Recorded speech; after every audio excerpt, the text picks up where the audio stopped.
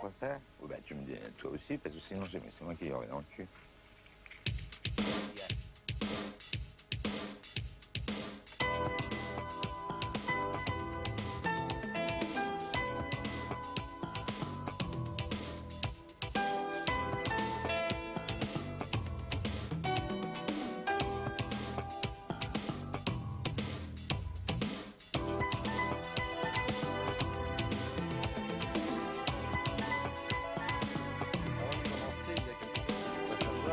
Je croyais que les Toubibs t'avaient demandé d'arrêter de fumer.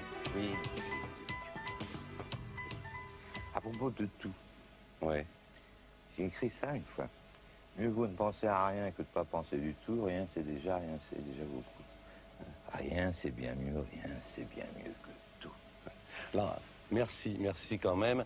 Merci d'avoir accepté d'être le premier invité de cette émission. Je vais me dire merci à la fin, parce que Peut-être pas. Si ça chie.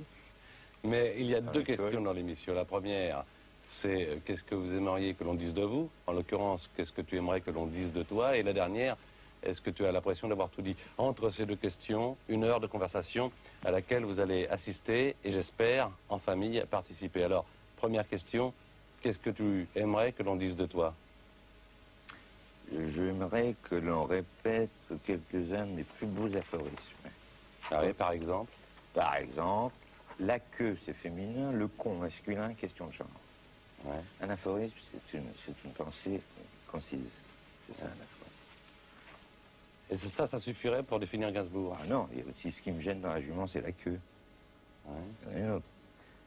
Qui a coulé le Titanic? Iceberg, encore un juif. Il y en a une autre. Doit-on dire un C'est du Gainsbourg, ça? Oui, monsieur. Oui. Non, parce que vous me le signez quand même, parce que c'est assez provoquant. Doit-on dire un noir ou un homme de couleur? Tout ceci n'est pas clair. Qui promène son chien est au bout de la laisse. Ouais. Prendre les... voilà le plus beau. Ah non, ça c'est bien fait. Non, il y en a un qui est beau. Le plus beau que j'ai jamais fait. Prendre les femmes pour ce qu'elles ne sont pas et les laisser pour ce qu'elles sont. C'est drôle quand même de faire des aphorismes pour se décrire, pour faire un peu son autoportrait. Gainsbourg, c'est ça alors? C'est de la provocation avant tout? C'est pas provoque. Enfin, le coup du Titanic avec les Juifs qui s'appellent... Il y a aussi l'amour est aveugle et sa canne est rose. Qu'est-ce qui te pousse à provoquer toujours? C'est pour exister? Ça donne des turbulences. Oui, ça me speed. Mais t'as pas toujours été comme ça. On m'a dit que t'étais un enfant très mignon. Timide, secret même. Oui. Il fait pipi au lit très longtemps. Alors que mon petit gars, il s'est arrêté. Non, alors pourquoi provoquer? Réponds-moi franchement. Pourquoi aller au-delà de ce que tu es réellement? Parce que je suis sûr que tu n'es pas comme ça. Eh ben, moi, je suis sûr du contraire. Je ne fais pas un numéro. Je suis comme ça, selon mes humeurs. Moi, je pense que quelquefois, tu fais un numéro. Toi, tu penses, et tu peux penser ce que tu veux. Je pense que tu vas au-delà de ce que tu es. Eh ben, justement. De ce que tu penses, même. Oui, mais je me rattrape. Il faut cavaler vite, mais je me rattrape. Tiens, puisque tu me citais certaines phrases, moi, je vais t'en citer une qui est en prélude d'un livre de Gilles Verland. À ton propos, à propos de la chance. La chance est un oiseau de proie survolant un aveugle aux yeux bandés. Est-ce que tu estimes aujourd'hui avoir eu de la chance dans ta vie? Et je vais compléter ma question. Est-ce que tu penses être un rescapé de la vie? Parce que tu as failli mourir encore dernièrement.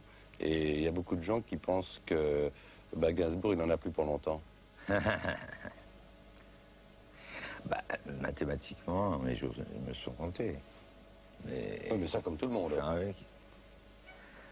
Est-ce que tu crois que, je reviens encore à la cigarette, est-ce que tu crois que cette cigarette qui t'a été interdite encore dernièrement, elle représente pas... J'arrête, tiens, Coco, je l'arrête. Ouais. T'es pas capable de rester 1 heure sans fumer? J'arrête de fumer toutes les 5 minutes, d'accord? À mes risques et périls.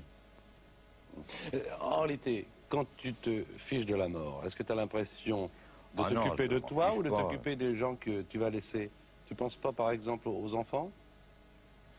Je crois que dans mon œuvre, ce que j'ai fait de plus beau, c'est ça. Et quand on m'a montré cette photo, je me suis dit, mais quel est ce sublime enfant? Montre-la à la caméra, la photo qui est devant toi. Oui, mais attends. Mais qu'est-ce que ce sublime enfant? On m'a dit, mais c'est lui, voyons. Ça, c'est toi. Il est beau. Il est beau, l'oiseau. Eh, zoom, zoom, coco, zoom. Et quand Eh, on regarde... attends. Voilà, Oui. ça aussi, c'est pas mal. Hein? Charlotte, quand même, tu te rends compte que tu peux pas tenir une photo comme ça, sans bouger. Gainsbourg à la télé, ça donne ça. Ah, écoute, c'est mes Non, mais comment vas-tu? Je vais et je viens entre mes rien et entre mes tout. Bon, l'heure nous permet de parler de tout et le style de l'émission, justement nous permet de parler de tout en toute vérité. Ouais, Tu es né en 1928, tu as 61 ans, ouais. tu n'espères pas devenir centenaire. Pourquoi pas? Si. Non, tu dis toujours en plaisantant que tu as enterré 3 cardiologues, mais enfin... Ce qui est vrai. Bien sûr. Le 4e, je suis allé voir un clinique, c'est lui qui s'est tapé une crise cardiaque. Je lui ai amené des fleurs, des confitures. Oh, mais je sais que le temps, j'ai un temps imparti, toi aussi. On va tous crever. Mais il y en a qui vont un peu plus vite que l'autre. Moi, j'ai le temps, t'inquiète. Est-ce que tu as déjà pensé un jour suivre ton enterrement? J'aimerais savoir qu'est-ce qu'il y aurait derrière la voiture. On a tous... D'abord, qui te dit que ça, qu'il y aura une voiture? Je serais faucheman et j'aurais pas de bagnole. Est-ce que tu as pensé vraiment, réponds-moi franchement, est-ce que tu as pensé qu'un jour, et notamment tu as eu une grande intervention chirurgicale au printemps, est-ce que tu as pensé que tu pouvais y rester? Franchement. Bien sûr. Ah, bien sûr. Tu as eu peur? Non, je suis un mec courageux. J'ai souffert beaucoup dans ma chair, mais... À qui tu pensais? passé, je suis costaud. Tu pensais à Lulu ou à Bambou ou à Jane ou à ton père ou à ta mère? Avec l'anesthésie, on a des trous de mémoire terribles. Je sais pas. J'avais les premiers mots que j'ai dit, j'avais des sons de partout. J'ai dit, bon, alors, le son est bon, on peut y aller? Voilà. Ça, c'est vrai. Ce sont les infirmiers qui m'ont dit ça. Les brancardiers. Ouais. En sortant de la salle. J'ai l'impression, alors maintenant j'en suis sûr, que tu essaies de jouer à Gainsbourg, même quand tu n'es pas devant les caméras de télévision. Parce que pour dire ça, il faut presque être anormal. Je connais aucun malade, moi, qui dit le son est bon. Hein. Eh ben, tu en connais un, c'est moi, je te dis la vérité. Ouais. Tu vois ce qui a marqué là? Si on se disait tout, je te dis tout. Ouais. Ah, on me fait pas chier. C'est ce que j'ai dit. Et pas peur, donc, de la mort. Tu crois au destin? Est-ce que tu crois que Lucien Gainsbourg, comme le dissident, il était né pour être Serge Gainsbourg? Oh, je pense qu'on fait son choix. La destinée, on peut la maîtriser. Si on est con, on est con. Si on est... De toute façon, moi, je dis que la connerie, à mon propos, c'est la décontraction de l'intelligence. Donc, de temps en temps, je peux me permettre d'être con. Parce que et d'envoyer des vannes. Parce que tu es très intelligent. Yes, sir. Quand tu te regardes devant la glace le matin... J'aime pas ça. J'aime pas les glaces. Il n'y en a pas chez toi? Si, mais je pèse très vite. Pourquoi? Parce que j'aime pas ma gueule, c'est tout. Ah, il y a des filles qui l'ont aimé. Il y en a eu la petite dernière, la petite eurasienne, elle aime bien ma gueule. Ouais. Et Lulu, et Charlotte, ils aiment ma gueule. Et tous les petits gamins, mes fans, mes fanatiques. Ouais. J'aime pas aux fans, fanatiques. Hein? Pour faire des disques de platine, pas d'or, de platine. Tu te trouves plus beau aujourd'hui qu'il y a 20 ans ou 40 ans? Oui, alors là, il y a un aphorisme qui n'est pas de moi. La laideur à ce site supérieure à la beauté, c'est qu'elle dure. Oui, c'est vrai. C'est-à-dire tous les beaux mecs, je ne citerai pas des grands noms du cinéma pour pas les blesser, ça devient des vieux beaux. Mhm. Et moi, moi, en vieillissant, je me fais une gueule. Mais tu as souffert quand même de ce que tu... Quand j'étais petit, oui. Ah oui, je fais beaucoup. Parce qu'on disait que tu étais laid? Non, parce que j'étais un mec à part.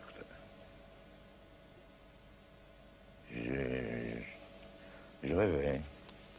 J'étais parti déjà dans les contes de Grimm, de Perrault. Et puis alors, le problème est d'autant plus aigu que tu as une sœur jumelle. Tu as une sœur jumelle. Donc en la regardant, tu te voyais? Absolument pas. On n'a rien de commun. Sœur jumelle, c'est pas des jumeaux. C'est deux ovulations. À partir de quand tu as pris conscience que de ton physique, tu pouvais aussi en jouer? Ah, dans mes premiers instants sur la scène, j'entendais « Ah, ce qu'il est laid, t'as vu la gueule qu'il a, putain, merde !» Ah, mais maintenant, c'est changé, maintenant, je plais. Tu es né, donc, en 1928. Yes, sir. Et je crois que si ton père n'avait pas été ton père, tu ne serais peut-être pas Gainsbourg, à savoir qu'il était pianiste de bar, et que la musique, et pas n'importe quelle musique, elle était complètement présente chez toi, non? Je crois que je l'ai perçu quand j'étais encore dans ma maman. Mon père jouait du Scarlatti, du Chopin, du Brahms, Gershwin, Cole Porter. Il m'a mis au piano. Et c'est ça la véritable démarche initiatique. Ouais. C'est là ma force. Parce que tu as pris de l'avance sur les autres? Non, parce que j'ai été initié d'abord à la musique classique, ensuite au jazz, etc., etc. Quels ont été tes rapports avec tes parents? Vous étiez trois dans la famille, hein? Moi, quand on a annoncé à ma maman qu'elle avait des jumeaux, le premier à sortir, c'est Liliane, c'est ma sœur. Alors elle s'est mise à pleurer. Elle dit non, je voulais un petit gars. Et qui arrive? Lulu. C'est pour ça que tu as appelé ton fils Lulu? Oui. Oui, à la mairie, ça a donné Lucien Gainsbourg, déclare Lucien Gainsbourg. Alors elle fait quoi? Je dis, ben, retirez votre Walkman. Lucien Gainsbourg déclare Lucien Gainsbourg. Ouais. Et je détestais ce prénom parce qu'à l'époque, quand j'étais gamin, il y avait toujours chez Lucien coiffeur pour homme, chez Lucien coiffeur pour femme. Ça me gonflait, ça me faisait chier. Après, bon, c'est pas aussi bien que ça. Enfin, c'est Serge. Hein, c'est Serge. Les souvenirs de tes parents que tu as, ce sont des souvenirs très présents à ton esprit ou... C'est indélébile. C'est là, et je suis orphelin. Normal, mais c'est comme ça. C'est une des choses, il me semble, que tu as le moins supporté dans ta vie. C'est insupportable. Faire ses parents, c'est l'horreur. Mais pourtant... être orphelin, c'est plus... Dans ton raisonnement, même si tu es un petit peu, je dirais au bon sens du terme, poète, tu es aussi cartésien. Tu parlais tout à l'heure de la mort en disant que de toute façon, on va tous y venir. Et même la mort de ses parents, il faut s'y attendre. Et il me semble que tu t'es jamais fait à ça. Non, parce que ceux qui restent sont ceux qui souffrent. Nous, on ne sait pas. Je crois que moi, je dis, l'homme a créé des dieux et l'inverse reste à prouver.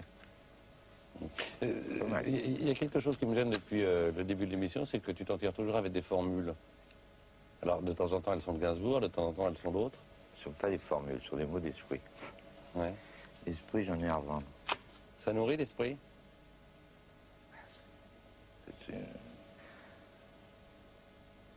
C'est une technique de penser. Est-ce qu'il y a un moment où tu es seul, vraiment, avec toi, complètement seul, c'est-à-dire où il n'y a même pas cette veste que tu portes depuis si longtemps, il n'y a même pas ce jean un peu rapiécé, enfin, tu es nu à la fois physiquement, mais aussi moralement. Est-ce que ça t'arrive de temps en temps? Absolument. Je couche à poil, oui. C'est tout. D'ailleurs, sur la veste, je vois que tu as quelque chose. Et je voudrais que Rémi, qui réalise cette émission, fasse un gros plan sur ça, parce que... Je vais avoir des emmerdes. Je vois que tu portes une décoration, je sais que tu as décoré des arts et des lettres, mais ça n'y ressemble pas. C'est quoi ça? Ça, c'est la Légion d'honneur. Alors, je vais te dire quelque chose. Et tu n'as pas la Légion d'honneur. Le grand chancelier de la Légion d'honneur. Monsieur, il y a un peu plus de 2 ans, je vous ai adressé une correspondance faisant appel à l'homme de cœur que vous semblez être, vous demandant de respecter ceux qui, par leur métier, sont à juste titre fiers de porter les insignes de notre premier ordre national. Depuis cette date, vous avez adopté dans ce domaine une attitude qui me laissait espérer que vous aviez le respect de ceux qui, comme vous, ont fait un choix et se battent pour que leur choix soit respecté. Attends, ça commence bien, mais bon... On te reproche de porter une décoration que tu n'as pas. Attends, Coco, attends. Il serait, me semble-t-il, désagréable pour vous, que soit évoqué devant un tribunal l'amour immodéré que vous portez à notre premier ordre national. Pour moi, il serait tout aussi déplaisant d'être amené à vous reprocher officiellement une telle constance. En vous exprimant... Bon, ben, ça va. Mais il n'est pas d'accord, alors pourquoi tu le fais? Parce que c'est un... Voilà. C'est un petit garçon, qui était un fanatique, qui m'a donné ça en disant, monsieur Gainsbourg, c'est mon... Il était regardez, petit, un charmant petit bonbon. C'est mon papa qui les fabrique, et je vous en donnais. Donc c'est pour lui que tu la portes? Oui, monsieur. Alors ici, voilà le télégramme qui m'a touché le plus. Quand j'étais sur mon lit de douleur à l'hôpital. Monsieur Rouet, général en chef de la Légion étrangère, vous adresse tous ses meilleurs vœux de rétablissement. Ça pouvait être un mot d'esprit. Ce n'est pas, voyons, c'est chaleureux. Enfin, t'as jamais été vraiment favorable et supporter de la Légion étrangère. Il y a que les cons qui ne changent pas d'avis. Ah, ça veut dire que maintenant, t'es d'accord sur la Légion? Sur la Légion, sur les flics, sur les parades, sur... Je le crois pas. Tu crois pas? Moi, je te dis c'est vrai. Et qu'avec le recul, l'année la plus marrante que j'ai eue dans ma vie, c'est dans l'armée. Je crois que c'est là que t'as appris à boire aussi. Bah oui. Avec mon père, je buvais de l'eau. Et là, on se saoulait la gueule et on est allé aux putes.